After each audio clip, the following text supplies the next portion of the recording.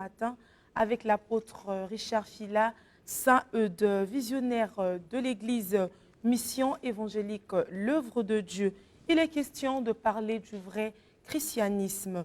Le christianisme qui est d'ailleurs taxé de dogmatique, voire des pratiques simplement religieuses. Bonjour apôtre. Bonjour. Comment allez-vous? Bonjour chez vous, ça va très bien, merci. Alors pour revenir un peu en arrière, Maître Anel venait de dire que la franc-maçonnerie puise son origine dans la Bible. Est-ce qu'on peut être chrétien et être aussi franc-maçonnerie et être franc-maçon? Je ne pense pas, tout en respectant la liberté de croyance des uns et des autres, mais je ne pense pas qu'un franc-maçon peut être chrétien au sens biblique, au sens religieux, au sens selon les hommes. Okay? Le vœu chrétien, selon les hommes, qui le veut, mais n'est pas chrétien selon la Bible, qui le décrète, qui le décide. Il faut obéir de façon exclusive à ce que Jésus-Christ a déclaré, à ce qui est écrit dans la Bible le concernant, pratiquant la parole de Dieu, surtout naissant de nouveau, séparé de la magie, de l'occultisme, de toute mondanité. C'est un choix. Ceux qui ont fait un autre choix, nous le respectons. Vraiment. Merci apôtre pour votre point de vue. Nous revenons à notre sujet, l'initiation à la christianité. Apôtre, le peuple du studio 210 aimerait savoir davantage. D'abord, il faut démystifier le mot initiation. On ne peut pas laisser ce mot juste comme l'apanage de certaines personnes. C'est un mot français que tout le monde peut employer. Initier, c'est introduire, c'est engager dans les premiers pas. C'est, au sens biblique, c'est consacré comme dans Jérémie 1, 10 et autres. Dieu nous a consacrés, nous a appelés depuis le ventre maternel. Donc, quelqu'un qui est consacré à Dieu, c'est quelqu'un qui est initié à une doctrine, à une foi, à un groupe.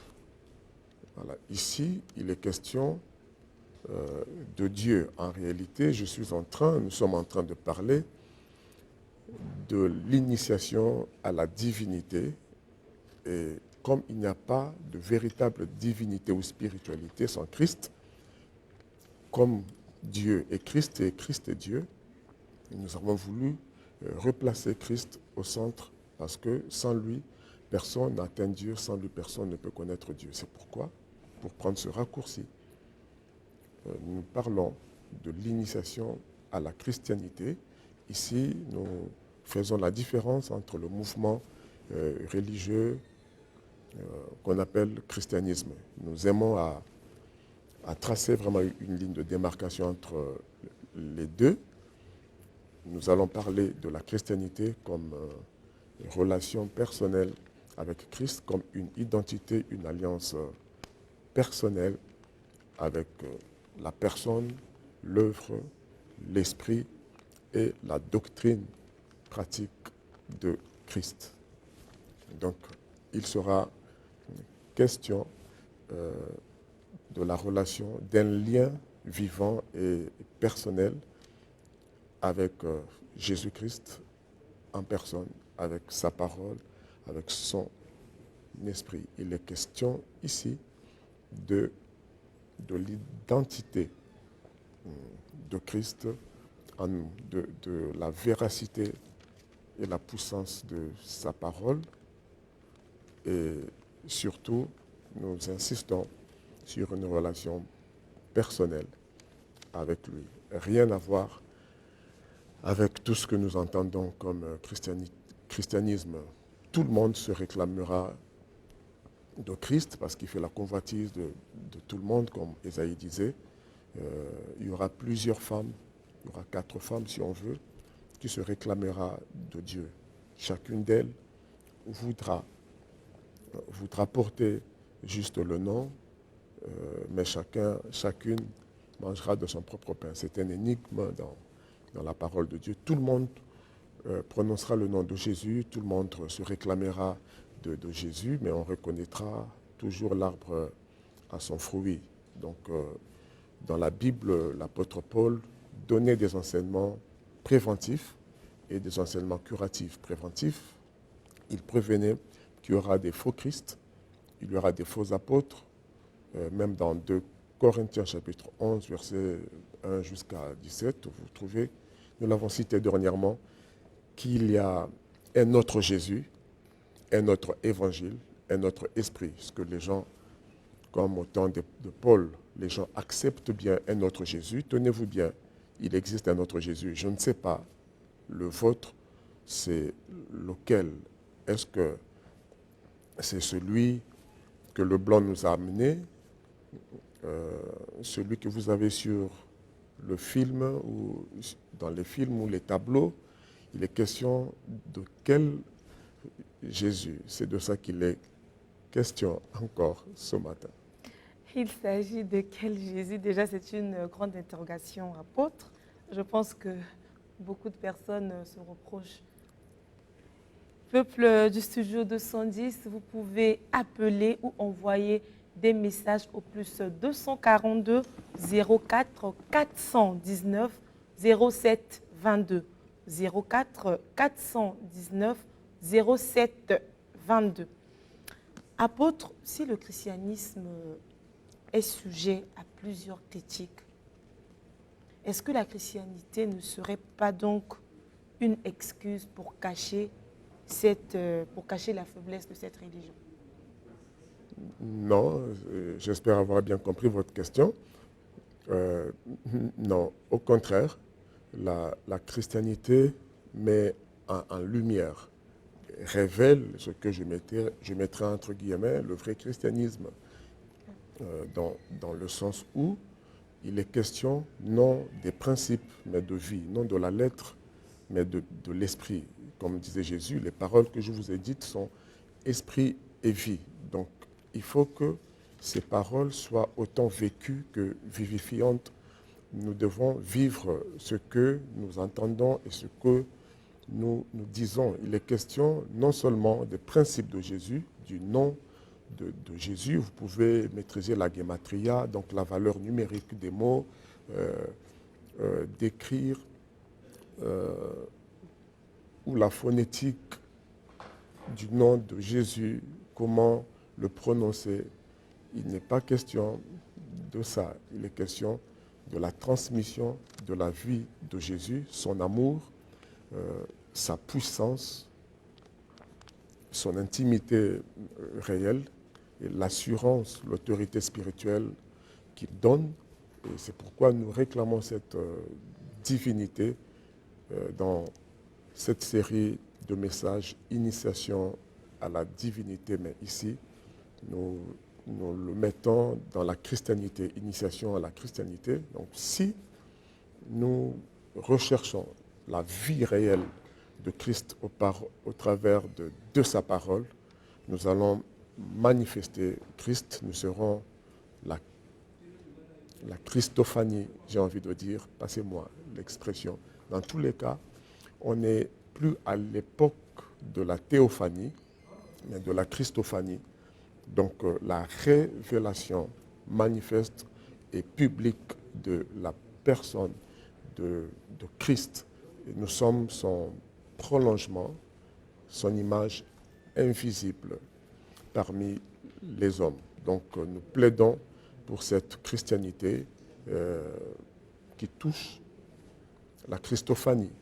Ça veut dire la manifestation autant de son amour, de sa puissance, de la réalité et confirmer la véracité de tout ce qui le concerne selon la parole de Dieu.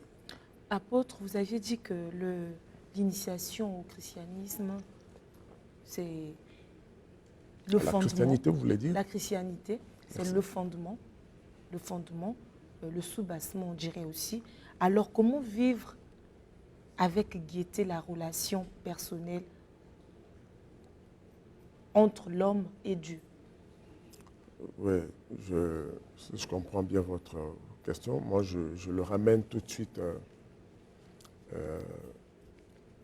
au principe de 5 sola. Vous me permettrez, les 5 sola ou solus en latin, lorsqu'il y a eu confusion au XVe siècle avec Martin Luther, voilà, quand il sort de l'Église catholique, tout moine qu'il était, il a lu les Saintes Écritures, il avait soif dans son esprit, il voulait chercher la vérité, il a lu la Bible et il en a dégagé en dehors de ses 95 thèses, donc 95 points que Martin Luther avait notés en tant que moine, donc plus que les prêtres catholiques. Et plus tard, ça lui a valu des problèmes, nous le savons, certains comprennent ce que je veux dire. Mais après cela, il a enseigné sur 5 fondements du protestantisme. Il a enseigné 5 fondements. Apôtre, nous allons prendre cet appel. Je vous en prie. Bonjour.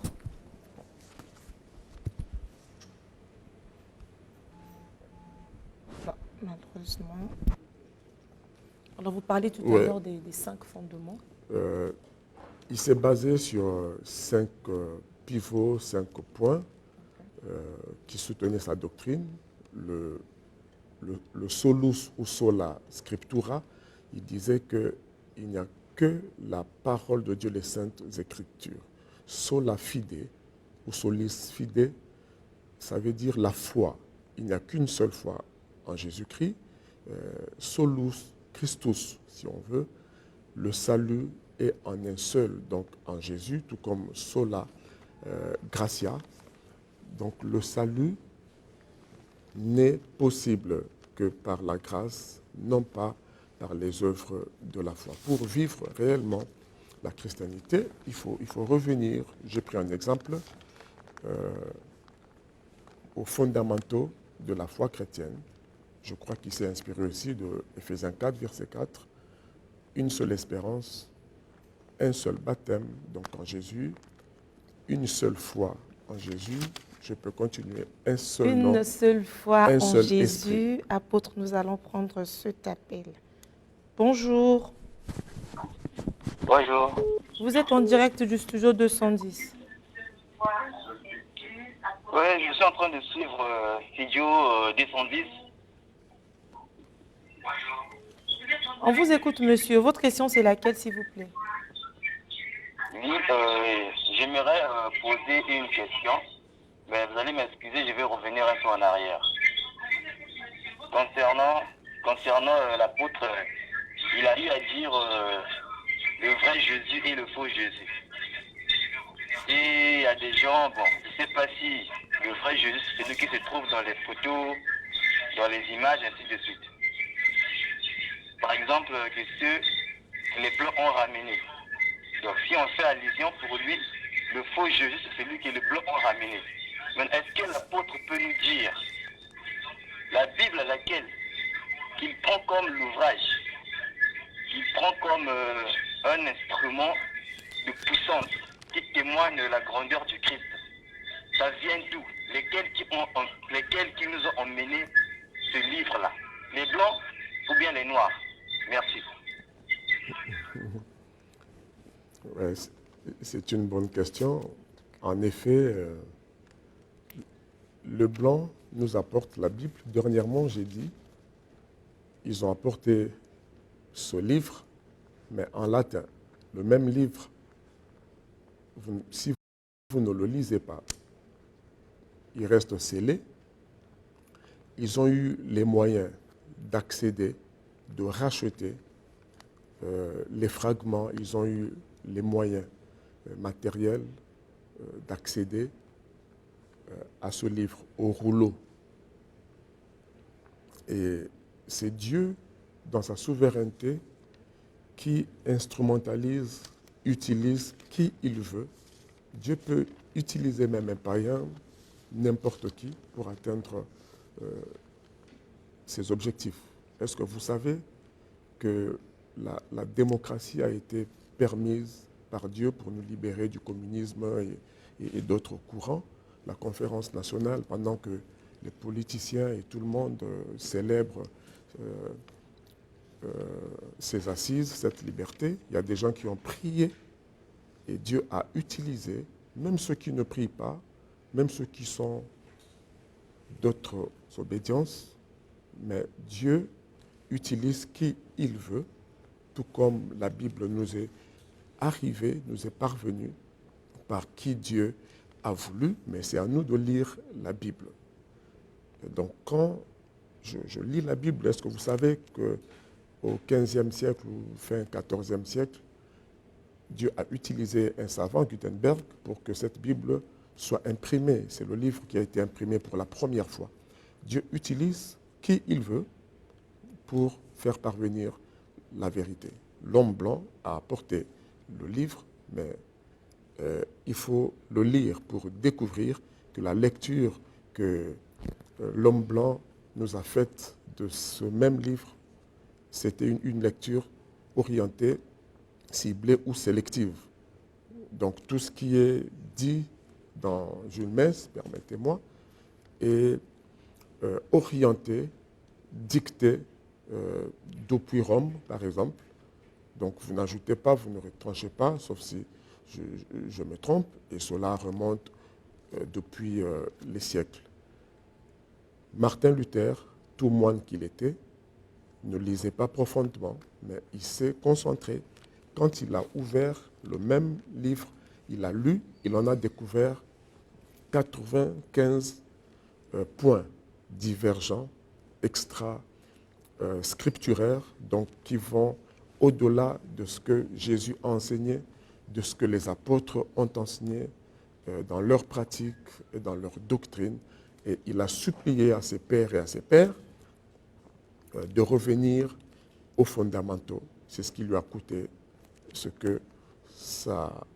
qu'il a vécu, et il est devenu le leader du mouvement protestant. Donc, le blanc nous a amené le livre, c'est vrai, mais il a caché le vrai Jésus qui est dans la Bible. Il nous a présenté un autre Jésus. Souffrez que cela soit la vérité. D'ailleurs, sans vous choquer, mon Jésus à moi n'était pas un blanc. Il était comme toi et moi. Bonjour. Bonjour, madame.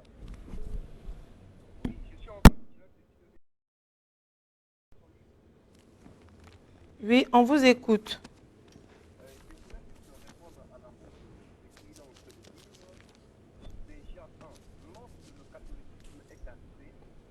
Avec la parole. Lorsque le catholicisme est arrivé avec la parole, Oui. c'est-à-dire qu'ils nous ont emmené le mensonge. La parole était venue même avant, même que l'apôtre Paul puisse prêcher, sur l'acte des apôtres 8. Lorsque Vous serez obligé de reprendre comme on n'entend pas. Philippe partait adorer Dieu à Jérusalem. Or, lorsque quelqu'un qui répond à la lumière, il ne doit pas cacher la parole en lui-même. L'Afrique en est il y a très longtemps. Et dans cette circonstance de cela, l'image de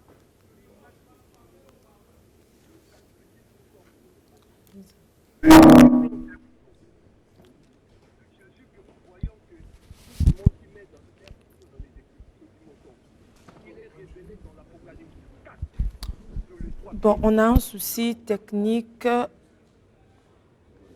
Apôtre, vous aviez parlé du vrai culte, la vraie foi. Et nous constatons actuellement une crise d'une manière ou d'une autre dans nos églises. Alors à ce moment-là, comment vivre la vraie christianité? Est-ce que c'est de quitter d'une église à une autre ou vivre Jésus en soi, comme vous parlez de l'identité personnelle? Oui, justement, cette chrétienté est assujettie à la parole de Dieu, au principe, comme les apôtres, ils persévéraient dans les enseignements des apôtres, ils persévéraient dans la prière, ils persévéraient dans la communion communion fraternelle. La chrétienté obéit au principe de la communion fraternelle. Il n'y a pas d'individualisme. Nous nous enseignons régulièrement la loi de la verticalité et de l'horizontalité.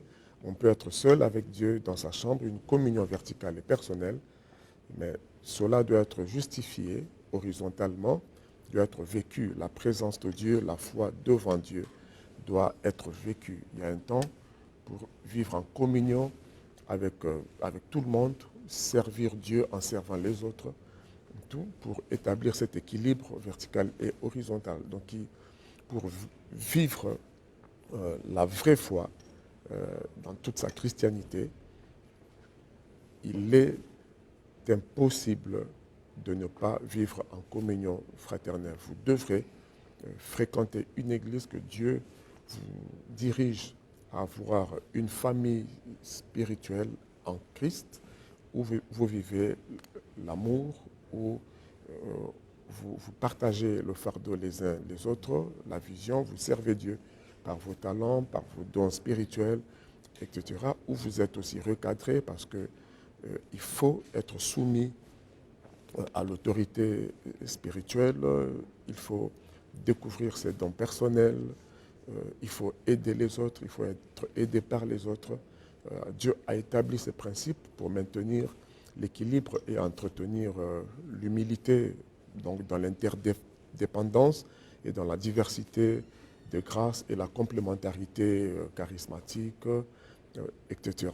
Donc personne ne peut vivre la vraie foi dans cette christianité de façon individualiste. Vous devrez vivre avec les autres.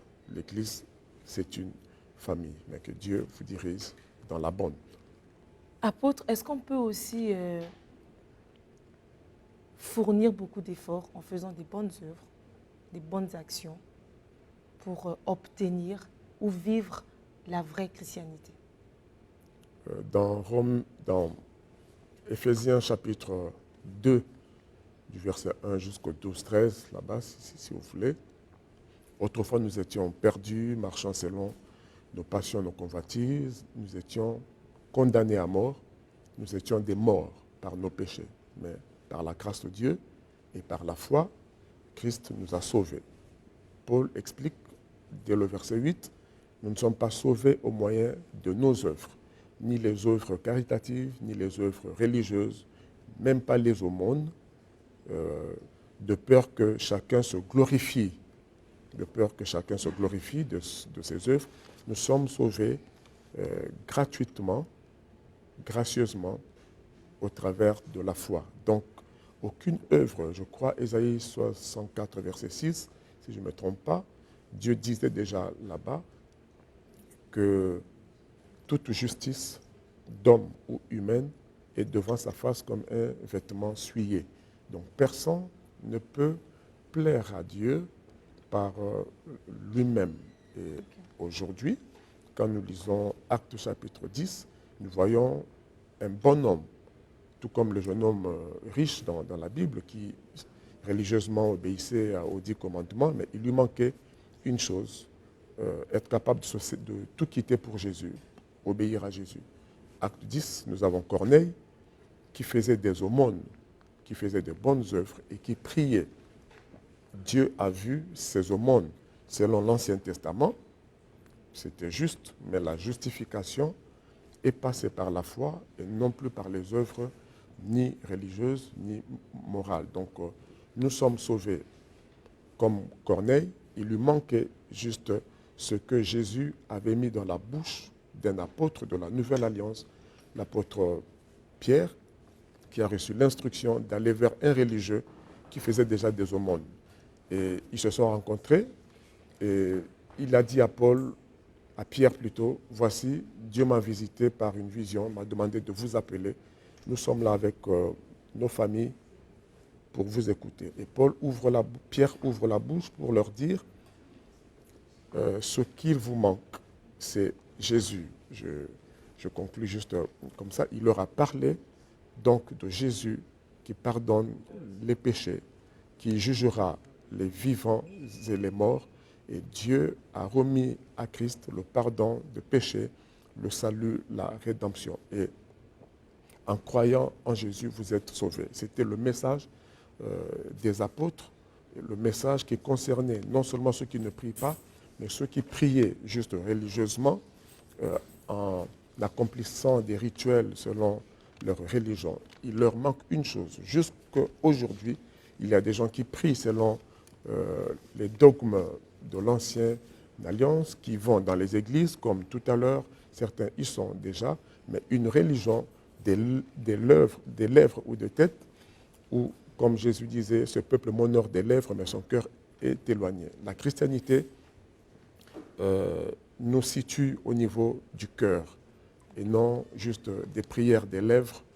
On peut réciter tellement de choses, faire des aumônes, accomplir des rituels sans que le cœur soit tourné réellement vers Dieu. La christianité engage le cœur dans la repentance, dans une véritable conversion. Et Jésus et Paul disent dans la Bible, quand quelqu'un est en Christ, donc quand Christ est en quelqu'un, quelqu'un est en Christ, c'est ça la christianité, les choses anciennes sont passées, D'accord, toutes choses apôtre, deviennent nous y nouvelles. reviendrons certainement le dimanche prochain. Si vous pouvez passer vos contacts pour toutes les personnes qui aimeraient vous contacter. 06 903 51 14, 06 903 51 14. Que Dieu vous bénisse. Le salut n'est possible que par la foi en Dieu. Il n'est pas fruit de bonnes œuvres ni de bonnes actions, dit l'apôtre Richard Fila. Saint-Eude, peuple du studio 210. Nous sommes très heureuses d'être en contact avec vous ce dimanche. Alors, bienvenue au petit-fils Etomba Anissé Aziel. Et je profite également aussi pour souhaiter un excellent dimanche à Monsieur Ortival Ondélé. Studio 210 continue.